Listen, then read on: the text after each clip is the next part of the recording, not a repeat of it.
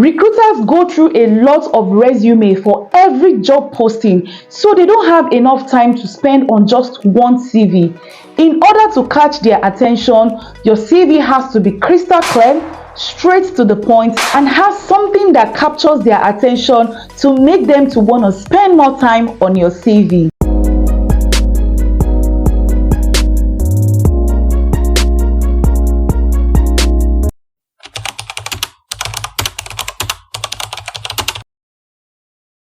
Hello guys, welcome back to my channel. It's your beautiful baby girl Khemzy. If you're new to my channel, you're welcome. My channel is all about relocation tips, life abroad, and faith. And if you're a returning subscriber, you guys are the best. Thank you for always watching my video. I am grateful for your love and your support. A lot of you requested me to make this video after I posted a video on how you can migrate to Canada as a caregiver. If you've not watched that video, I'm going to be putting it in the description box, so do well to check it out.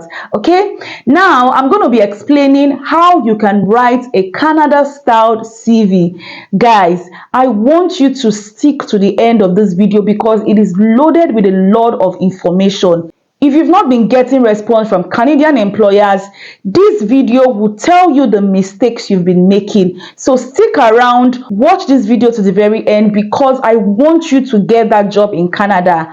Also note, guys, that you can use this format or this CV template for other countries like the US, Australia, and all other European countries, guys. Now let's get straight into the video. Before we continue, guys, I want to beg you to please subscribe to my channel, like this video so that YouTube can recommend it to more people, share it to everyone around you, and don't forget to turn on your notification bell so whenever I drop new videos, you will be the first to be notified. All right, I will be sharing 7 tips on how to write a good Canadian CV.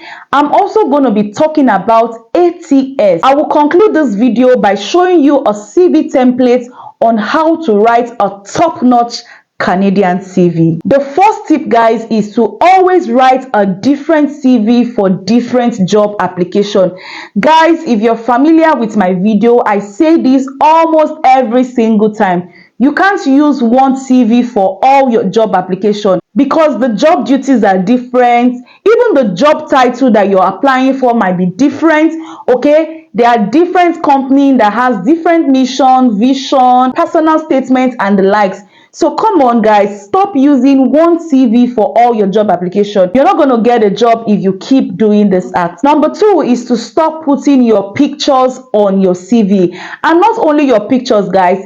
If you still have your age, your sex, your religion, your ethnicity, your religious beliefs, and the likes, things like that, guys, I want to beg you, stop putting that. Remove those things from your CV. Number 3 is that don't put so much information on your CV. Rather, put relevant information.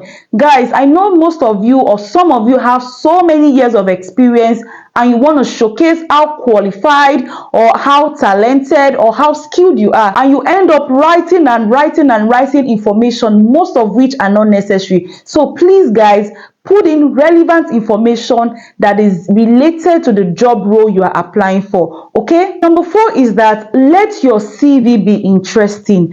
Guys, I said it in one of my videos that your CV is your marketing tool. You will not be there to defend yourself or to explain yourself to the recruiter. So make sure that is interesting. When they read the first paragraph, let them have the urge or the willingness to keep reading the rest of your CV. Okay, and I said that most of these recruiters, they spend between 10 to 30 seconds to just skim through your CV. Imagine if they don't find any captivating or any interesting thing in your CV or nothing that is even related to the job role. They just, discard it. So please work on your CV and make sure it's not boring. The 5th tip, guys, is that when writing Canadian CV, try as much as possible to avoid using the first person singular pronoun. So words like I, me, mine, myself, things like that, those are first person singular pronoun. Don't even use it at all in your CV. If you want to write CV for other countries, is allowed, but for Canada, guys, don't even use it at all. So for example, I am a competent hairstylist with over 10 years experience. The word I should be avoided in your Canadian CV at all costs. Instead, you can rephrase that sentence by saying experienced hairstylist with over 10 years experience in this. That is how you should structure your CV such that you avoid those words. Number 6 is that you need to ensure you add a cover letter to your CV. I keep saying this in most of my videos. Cover letter will make you stand out. Trust me guys, there are a lot of people applying for that same job role. Everything you do has to be unique. Things that can make you stand out from the crowd is what you should be after. Okay, my personal suggestion is that you can make your CV and cover letter in one document. Okay, so you don't have two separate documents for CV and cover letter. Just compress it together and make it into one single file. All right, the 7th tip is something that most of you don't do on your CV, which is including volunteering experience. Especially in Canada, they value volunteers. If you volunteered in anything, whether in your church, in your mosque, in community, anywhere you find yourself where you were able to volunteer, include it in your CV, whether it relates to the role or not. Okay, I'm going to be showing you how you can arrange this thing when we get to the CV template. This will only prove to the employer that you love working with people and you are proactive. So whether it's a paid experience or not, include it in your CV. All right, so having said all this guys, let's go straight to the applicant tracking system, ATS. When organizations advertise their job roles and you submit your CV, the CV doesn't go straight to the recruiter immediately. It has to pass through a system called ATS, which is Applicant Tracking System. Guys, this is a technology that is being used nowadays because there are a lot of people applying. Imagine you can see a job advert and within split seconds, you have over 1,000 people applying for that role. Obviously, recruiters can't start looking at these CVs one after the other. They get tired because they are humans. So they have to devise a technology that would help them screen the right applicants for the job role. I'm going to be teaching you what this ATS is and how you can bypass the ATS screening process such that your CV can land in the table of the recruiter. Like I said before guys, the ATS is a software that manages the hiring and recruitment process. It is a computer system designed to scan resumes for certain keywords and weed out the ones that don't match the job description. So if you want your CV to actually land on the table of the recruiter, you need to make sure that it is optimized for ATS. So this ATS is like an electronic gatekeeper for hiring managers and employers. So this software can be the only thing standing between you and getting that job. It analyzes your CV to ensure that it contains the necessary keyword that it has been programmed to look for. That is why it is important to tailor your CV to the job description. If you're applying for a job and in the job description it is stated that you must have 2 years experience and you have skills like medication administration, stomach care, elderly care, ability to carry out health checks and so on. So most likely the employer will tailor the software to search for those keywords in all the resumes that it will receive. You need to ensure that all these things are present in your CV, okay? With all this being said, this brings us to the next part of this video, which is showing you a CV template. This CV template is an ATS-friendly resume, such that no matter what the employer wants to do, whether they are assessing the CV manually or they are using this software, you are able to pass through this process. I'm going to be taking you through the template and how you can write the CV. If you're still watching this video to this time and you've not subscribed to my channel, what are you waiting for? Please guys, please subscribe to my channel.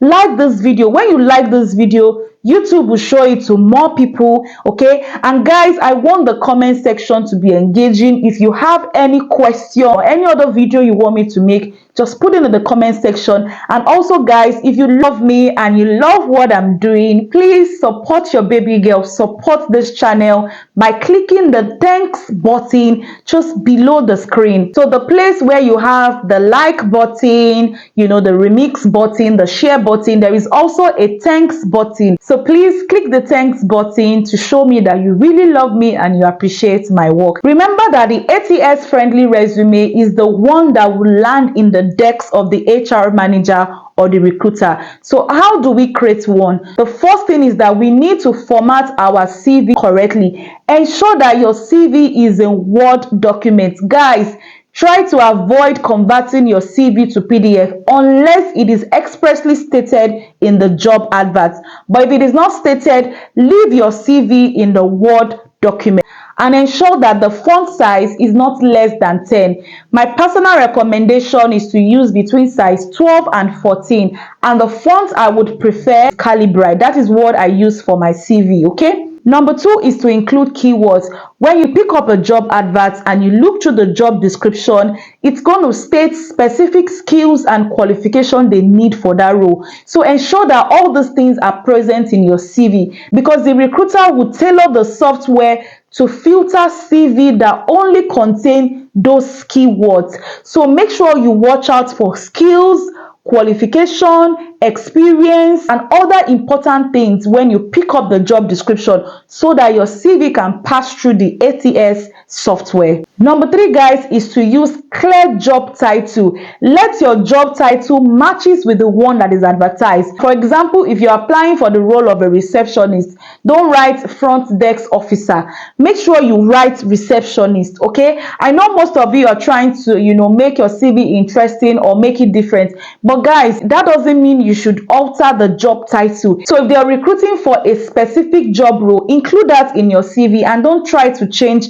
the job title. Number 4 is your social media presence. Now, this ATS software can also search to assess your presence on social media, especially on LinkedIn. So it is important you maintain your presence on LinkedIn. So guys, go to your LinkedIn profile and adjust everything you can. Make sure that it fits or it matches with what you're looking for. So if you're looking for the role of, let's say, an engineer, if I go to your LinkedIn profile and I don't want to see maybe microbiology or another field different from who you say you are or what you say you're looking for. So make sure your profile tallies with who you are and what job you're intending to look for. But guys, you can also control what the ATS find, because when you go to your LinkedIn profile or any other social media platform, just click on your settings and you can make some information about you private. So things you want to be private will remain there and nothing can access it, okay? But things that you make public is what the ATS software will find. I hope you understand what I'm saying, guys. Let's go straight to the CV templates. This is the applicant tracking system resume template, okay? So this is just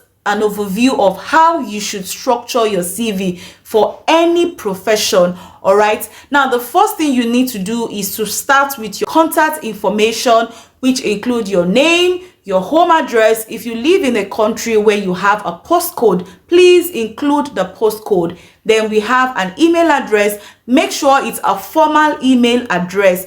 Okay, then you have a phone number and your LinkedIn address if you have a LinkedIn profile. All right, now this is followed by a professional summary. Now this is very important. I wrote out some things you need to know in your professional summary. So your professional summary should be able to state who you are, what you want, and what you bring to the table. For who you are, you should be able to state your current position, your years of experience, your degree or level of education, and your relevant training or certification. All right, now for what you want is what role are you applying for, the name of the company, which is the advertised company, okay, what you want to accomplish, and the transition you want to make.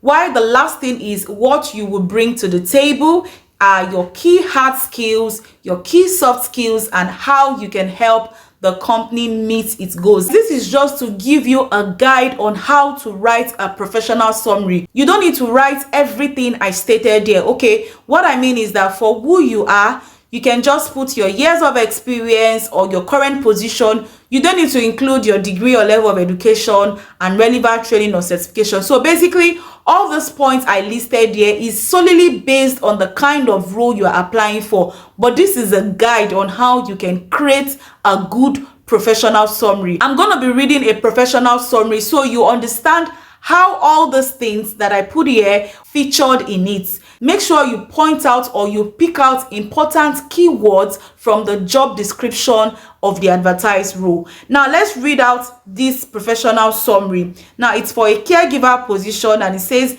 expert child caregiver with 15 years of experience providing caring supervision to children of varying ages within daycare and private home settings.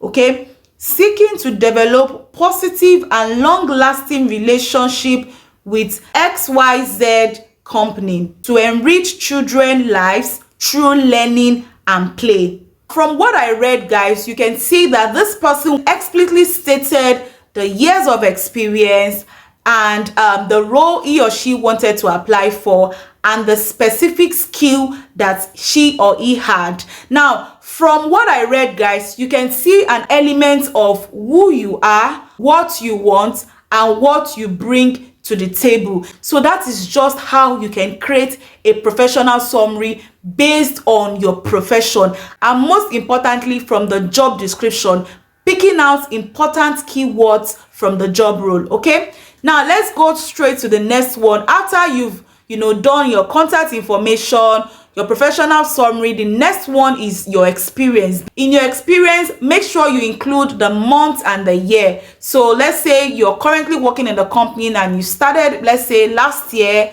January, you write 01. You can either write it as 01/2022 or you can write 1st January till current, whichever one is acceptable, guys. Now, this is the most important part of your CV. Like I said earlier, make sure you don't put the first person singular pronoun like I did this, I did that. And secondly, they are very much interested in your achievements.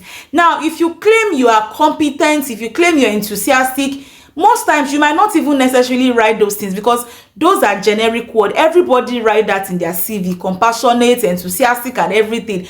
But your experience and achievements will say it all. For example, maybe if I'm in the sales industry and I was able to achieve 96% of my target. Now, writing that achievement in my CV says a lot. That means just saying I'm a go-getter. Okay, let's say from 2016 to 2022, I was able to consistently achieve 96% of my sales target, and this increased the company's sales to about this. I don't know if you get what I'm trying to say. So me stating my achievements speaks louder than just saying I'm a go-getter, I achieved my sales results, but you're able to properly highlight what you were able to achieve. So guys, that is what I'm trying to explain. When it comes to the experience section, you summarize your key responsibility and accomplishments. Where appropriate, use the language and words you find in the job description. Be concise, targeting 3 to 5 key areas.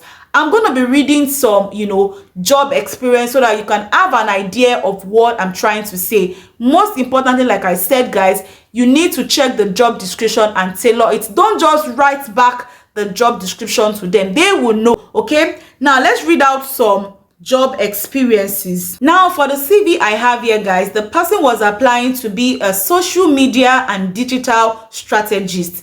Now in the experience, it says planning performance driven digital campaigns for customer acquisition and brand awareness helps in retaining 80% of clients and achieved an 85% project success rate.